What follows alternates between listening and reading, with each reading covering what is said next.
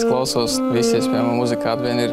Nedēļa atpakaļ es biju uzkāpis, tā teikt, uz smago metālu, Alice Cooper klausījos. Pēdējās 2 dienas es kaut kā netīšām esmu uzkāpis uz baroku laiku mūziku.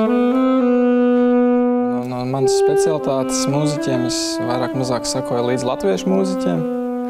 Oskaram Petrauskim, kā viņš spēlē, es sakoju līdzi Arvīdam Kazlauskim, Rīgas saksofonu kvartetam. Saksofonu var spēlēt arī bez muņštuka, piemēram, kā metāla pūšama instrumentu. Tas ir kaut kas pilnīgi, manuprāt, ļoti unikāls. Viņu var spēlēt ar dažādiem paņēmieniem, kur tas, teiksim, ja cilvēks neredz instrumentu, kas spēlē, nekad nepateiks, kas tur spēlē.